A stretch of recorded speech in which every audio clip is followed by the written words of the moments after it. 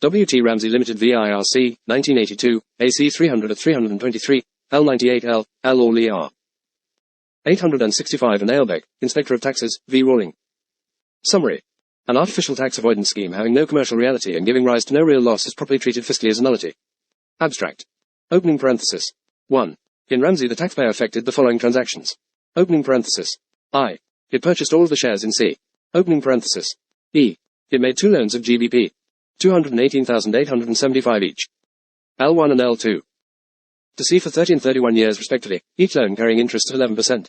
E. It agreed to interest on L1 being reduced to nil and interest on L2 being increased to 22%. IV. It sold L2 to M for £393,750 V. C was wound up, L1 becoming repayable at par and L2 at £394,673. The taxpayer claimed that the gain on L2 was exempt, L2 not being a debt on a security, and that it had made an allowable loss in respect to the shares in C. 2. In Ailbeck, the taxpayer entered into a capital gains tax avoidance scheme with a Jersey company as part of which he purchased for £543,600 for reversionary interest in a Gibraltar settlement. A sum of £315,000 was then moved by way of appointment from the Gibraltar settlement to another settlement in which the taxpayer was interested. The taxpayer then sold his reversionary interest in a trust fund held by the trustees of the Gibraltar settlement. The figures at which the transactions were affected were such as to show a loss of some £230,000 to the taxpayer, which he claimed was an allowable loss for capital gains tax. Held. That. 1. In both cases the losses claimed were the products of artificial schemes which had not produced any losses for the taxpayers.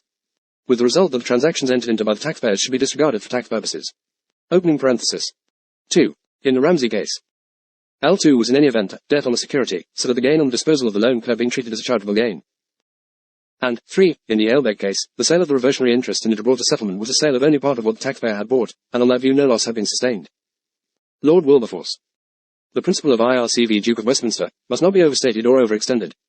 While obliging the court to accept documents or transactions, found to be genuine, as such, it does not compel the court to look at a document or a transaction in blinkers, isolated from any context to which it properly belongs. If it can be seen that a document or transaction was intended to have effect as part of a nexus or series of transactions, or as an ingredient of a wider transaction intended as a whole, there is nothing in the doctrine to prevent it being so regarded. To do so is not to prefer form to substance, or substance to form. Hence you can look at the economic circumstances in some cases. This is the Ramsay Principle.